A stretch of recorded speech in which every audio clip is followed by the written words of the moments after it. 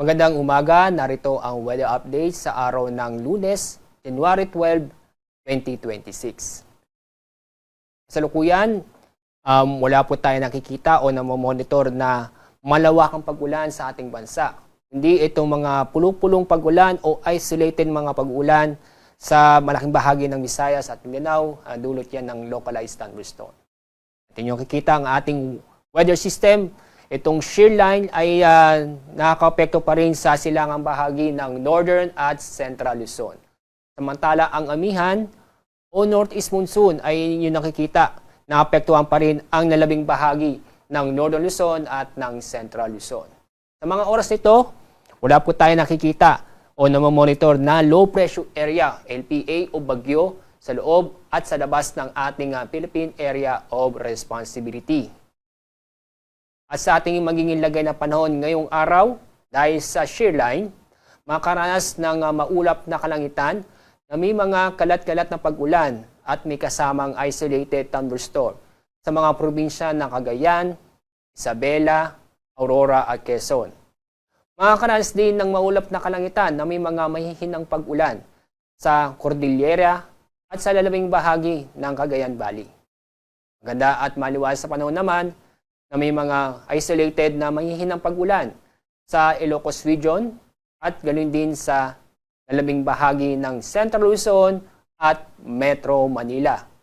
Maganda at maliwanag sa panahon pa rin ang inaasahan sa lalabing bahagi ng Luzon. May kasamang isolated na mga pag-ulan dulot ng localized thunderstorm. At dako tayo sa Visayas at Mindanao. Maganda at maliwanag sa panahon ang inaasahan sa malaking bahagi ng Visayas at Mindanao. Pero may tsansa pa rin na mga isolated mga pag-uulan dulot ng thunderstorm. Ang mga pag-ulan nito ay inaasahan kadalasan sa hapon o sa gabi. Dahil pa rin sa amihan, matataas ng alon ang inaasahan sa buong seaboard ng Northern Luzon at Eastern seaboard ng Central Luzon.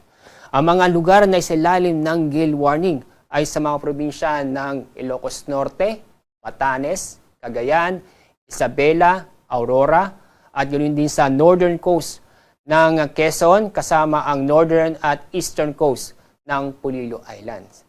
Kaya sa mga kababayan po natin na may planong pumalaot sa mga lugar nito, ay huwag muna dahil inaasahan pa rin natin ang matataas ng alon. Ang taas ng alon ay inaasahan ay aabot ng halos 5 metro. Itong shear line at Northeast Monsoon ay patuloy na makakapekto sa malaking bahagi ng Northern Luzon at Central Luzon bukas at ganoon din sa araw ng Miyerkules.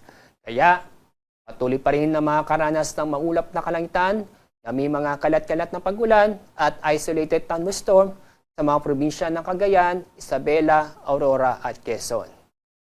Pagdating ng Miyerkules, inaasahan ang maulap na kalangitan na may mga kalat-kalat na pag-ulan at thunderstorm sa eastern section ng Visayas at Mindanao, particularly sa Eastern Visayas at Caraga, dulot ng posibilidad ng trap ng low pressure area.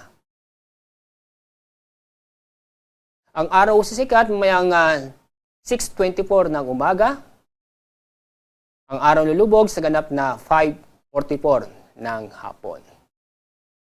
Yan ang ating weather update sa araw nito. Mula sa Pag-asa, ako po, si Alzardi Aurelio.